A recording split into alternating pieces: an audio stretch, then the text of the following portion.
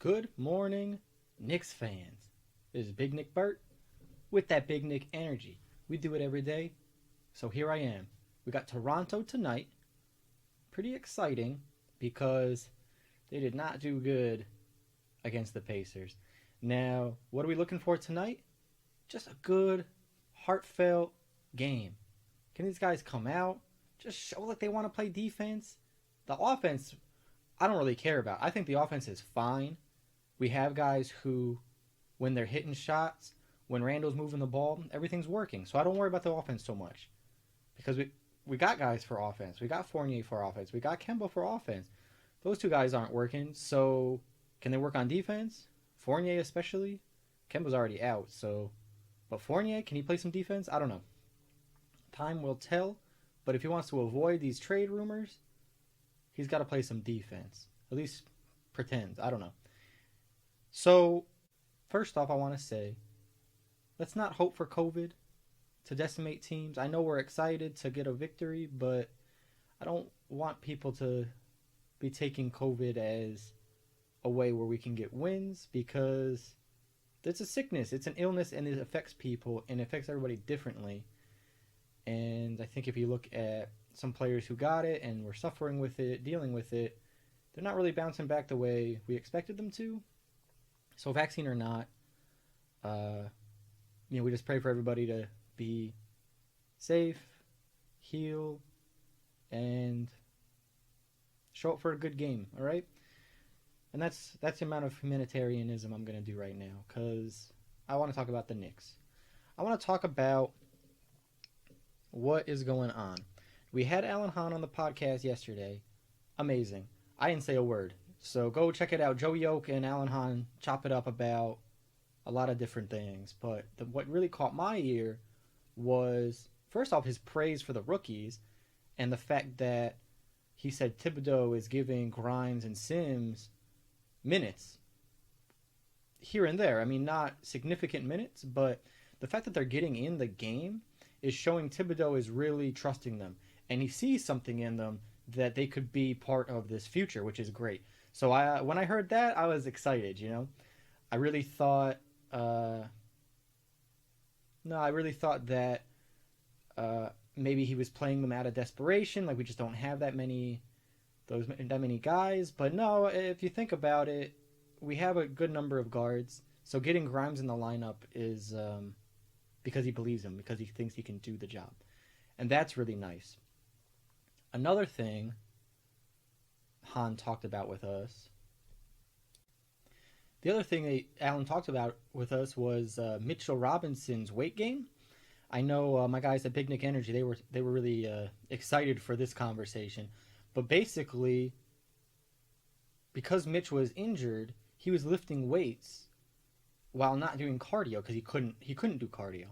So the muscle he put on, the weight he put on, is not that lean, cut up, strong type of weight that you would expect from a nice springy guy like Mitch. So that's why he's looking a little slow, a little bogged down. And I think as the season progresses, he can definitely get back into form, especially because they said he already lost 15 pounds from the beginning of the season. So that's a good sign that as he's running, as he's getting back into game shape, and he was already slender coming into the league, I think he can definitely get toned up and get lean, as Alan put it. So I still got faith in Mitch. I know a lot of people are putting him in trade talks, and I think rightfully so because he's a key piece. And if you're gonna trade for somebody, you're gonna need to include a piece like Mitch to make it happen. And I think that just shows, really how valuable he is, even though he's not that offensively gifted. He's not as springy as he was on defense. So the fact that he's included in trade talks, I think, is just, a testament to how much potential he still has. So we asked Alan about what he thinks about Myles Turner fitting with the Knicks, and he had some very astute observations that I think a lot of people forget because a lot of Knicks fans only watch the Pacers when the Knicks play them. So he said that typically Myles Turner is a liability on defense, and so is Sabonis during a pick and roll. And the Knicks don't really run pick and rolls that often, so we didn't really expose them to that. So it's logical that we're not seeing that shortcoming. So I think it is interesting to think, or at least to look at, the Pacers' pick and roll defense because that's really our problems right now with Mitch and Noel. Mitch can play it fairly well. Noel not as much, but pick and roll defense is definitely a big part of our strategy, and it needs to be part of our strategy going forward. So with Myles Turner and Sabonis not being able to cover it that well, is the trade-off of their offense worth it? I think for Turner it might be if he's hitting threes at this clip. I think for Sabonis maybe not. So that's just another aspect to this trade. I know a lot of people are very excited to talk trades and to fantasize about who they want to get. I think my guys at Big Nick Energy were talking even they want Carl Anthony Towns. Please stop. I don't want Carl Anthony Towns. I'm not sure what big man I would want. I think Turner is the most exciting because he does shoot fairly well and he's just a big guy, which works, and he's fast. But given their poor pick and roll defense, I'm a little hesitant to give up on Mitch and Noel just to get some shooting. Because if we got shooting elsewhere from a point guard that could get 20 a game, we would be really solid.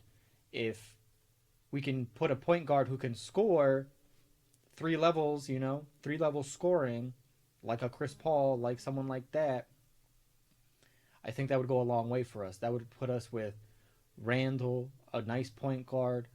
RJ has the potential to put up 30, and then Mitch and whatever long wing we want to put out there. Currently it's Fournier, but I don't have faith with him going forward, mostly because the defense is just bad and the offense only got.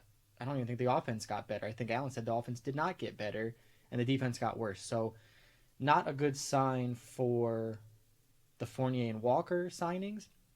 But Allen had this very interesting quote. He said, I think it's a quote from Jerry West. He said, "You're going to make roster mistakes. It's not about being perfect. Because everybody makes roster mistakes. I mean, every team in history, you can't be 100% all the time. But the problem is not making the mistake, but sticking to it and trying to overcorrect it. So if you get Fournier and Kemba and they don't work, it's time to move on from them.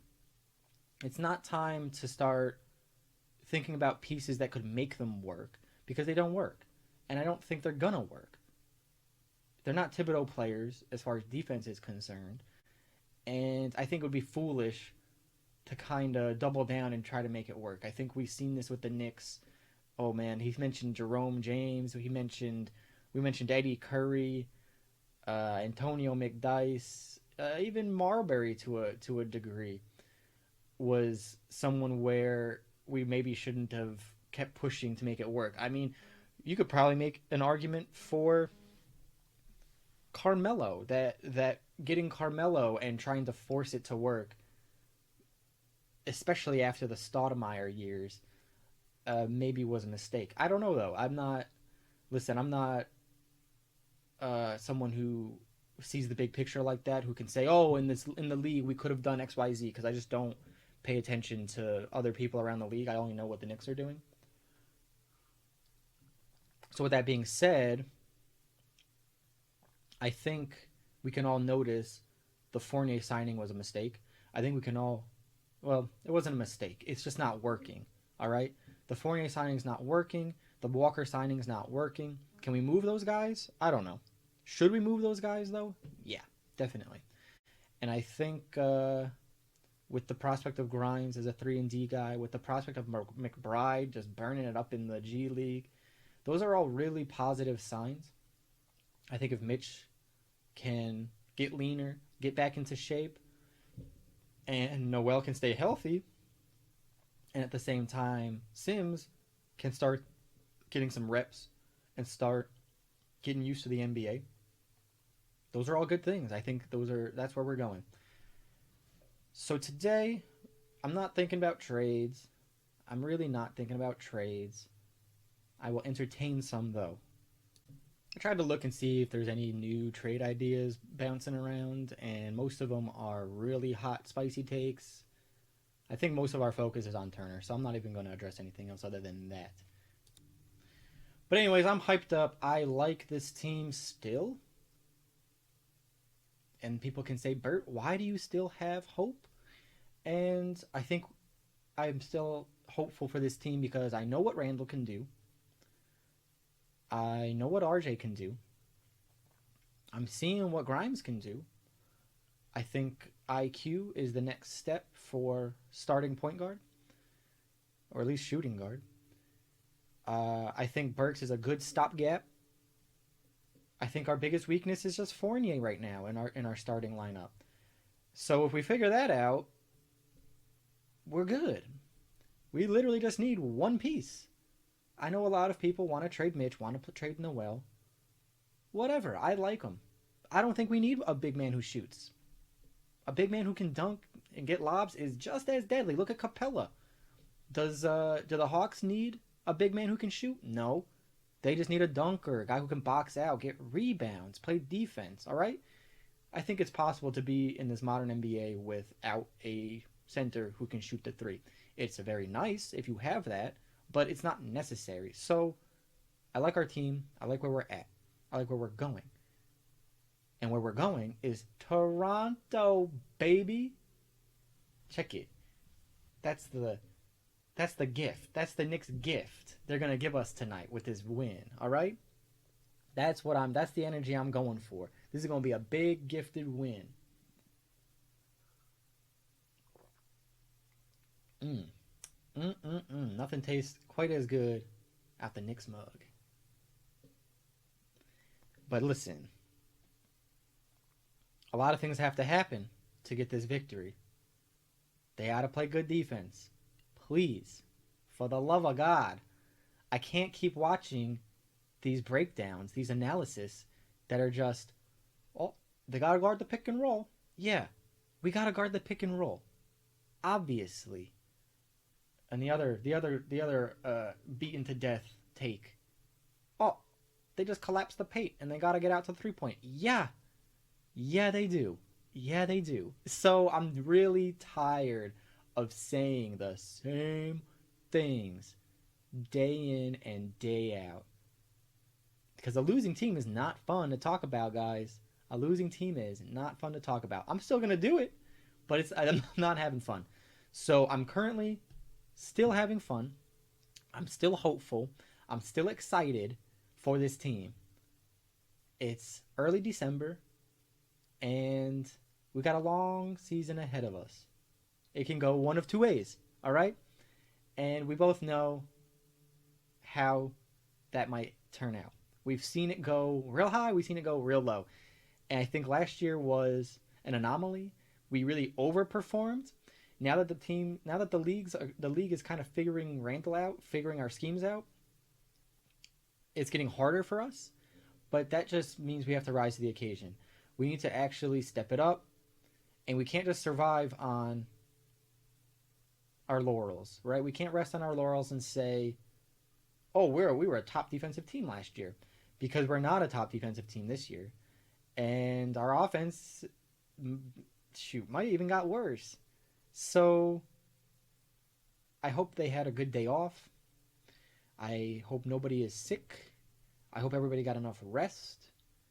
And I hope they had an easy time getting into Canada. RJ is going to show them around Toronto. He's going to show them all the places to eat. He's going to show them all the best arcades and all the fun stuff to do in Toronto. And they're going to come out and they're going to smoke them. All right? That's my take. That's my conservative viewpoint. I think Knicks beat Toronto, and you can take that to the bank because I'm Big Nick Burt with that Big Nick energy, baby. Let's do it.